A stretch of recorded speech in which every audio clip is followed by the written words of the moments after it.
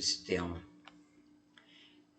Hoje nós utilizamos aqui na nossa unidade, por exemplo, esse ECG digital. Então, ele é configurado com periféricos, né, precordiais, periféricos de um lado, precordiais do outro, tá? Existem outros aparelhos, como esse aqui, por exemplo, que você consegue periféricos, precordiais, e no final ele faz um D2 longo, tá? Esse outro aparelho aqui, mesma coisa, né? Você consegue ver as periféricas, as precordiais, e no final ele faz um D2 longo.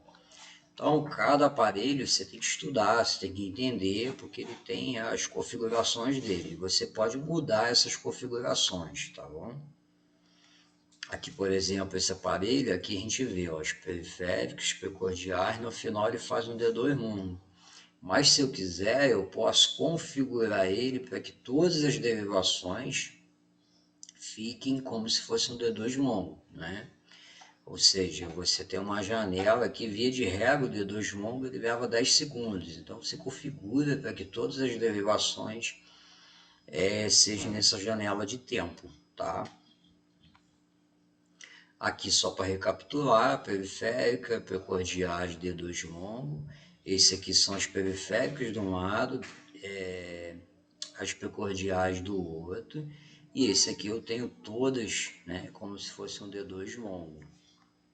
Cada aparelho vai ser configurado da forma que você entender, né, ler o manual e você configurar ele da forma que você deseja, tá? Mas normalmente nós configuramos o aparelho dessa forma, as periféricas, perdão, as precordiais, e no final você faz um D2 longo, tá bom? E qual o objetivo do D2 longo, né? O profissional médico normalmente ele quer avaliar o ritmo, né? Então aqui ele foi configurado tudo como uma janela de 10 segundos, né? Se a gente analisar aqui, ó, a gente consegue avaliar o D2, né? O ritmo do D2, a gente pode ver que é um ritmo regular. Se você avaliar de uma onda R para outra, ela tem o mesmo espaço, tá joia? Aqui, por exemplo, é diferente, né? A gente consegue avaliar aqui as precordiais, as periféricas, as precordiais, o D2 longo, e aqui é a mesma coisa. Qual é a grande diferença de um para o outro? Se a gente analisar nesse aparelho aqui, a janela de tempo aqui é menor do que essa janela de tempo aqui, né? Mas ela possui, esse aparelho possui o D2 longo, onde você consegue avaliar o ritmo desse paciente, né? Aqui é a mesma coisa, a gente consegue ter um D2 longo, consegue analisar esse ritmo cardíaco, né? Não vou me deter aqui, mas a gente consegue ver que é um ritmo totalmente irregular, né? Então, próximo. Como que eu faço, né, para avaliar isso? Já comentei algumas vezes, não é o foco daqui, mas você pode usar um compasso de duas pontas, né, que a gente bota em cima de uma onda R, quando vai colocar em cima de outra onda R, não bate. Está diante de um ritmo irregular. Aqui você está diante de um ritmo regular, né? Você pode usar uma folha e marcar com uma caneta, né? E a partir daí pegar uma onda R com outra onda R e ir andando com a folha. Você vai observar que só olhando que isso não é um ritmo regular, né? Nós estamos diante de um ritmo irregular. Na ambulância, às vezes na correria, você pode dobrar a folha do ECG e observar uma onda R sobre outra onda R. Aqui a gente está diante de um ritmo regular, tá joia? E aqui a gente está diante de um ritmo irregular. Eu tenho uma onda R aqui e aqui mais à frente eu tenho uma outra onda R. Então, esse paciente está com um ritmo irregular. E você também pode utilizar, né, com relação às extracistas ventriculares. Algumas vezes você tem, a gente já mostrou no ECG, uma janela de tempo pequena, no qual você não consegue pegar alteração nenhuma. Quando você coloca no final o D2 longo, você consegue pegar. Aqui, por exemplo, a gente pega uma extracista ventricular, né? Aqui, por exemplo, a janela de tempo desse aparelho, aí nós conseguimos pegar a esteticista ventricular, mas algumas vezes você não consegue. Então, o objetivo do D2 para esteticista ventriculares é para que você possa pegar esse evento nessa janela de tempo de 10 segundos, tá joia? Se eu pegar, por exemplo, esse aparelho aqui que gera esse eletrocardiograma, nessa janela de tempo aqui eu não estou vendo nada. Mas se eu pegar no modo E2, uma janela de tempo de 10 segundos, eu consigo ver, né, o que eu desejo, que no caso aqui seria esteticista.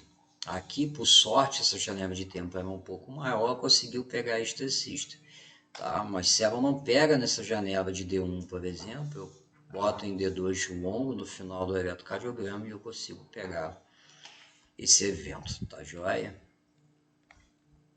Aqui a gente pode observar esse eletrocardiograma, né? Você tem as periféricas, eu tenho as precordiais. Se a gente avaliar, ó, onda P, complexo QRS, onda T. Onda P, complexo QRS, onda T.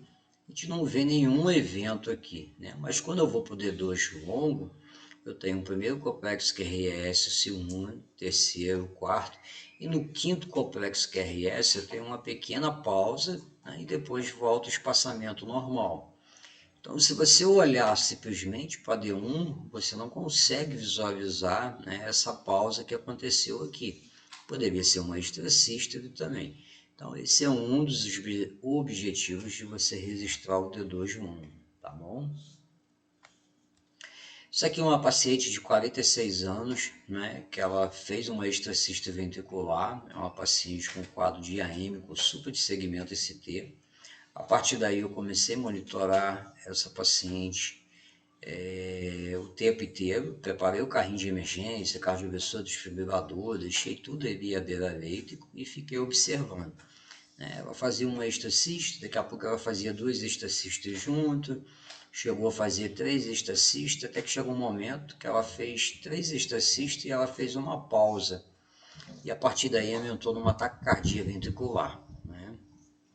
Nesse momento, apalpei o pulso dela, né? O pulso femoral, ela não tinha pulso, ou seja, a paciente estava num ritmo de parada cardíaca, né?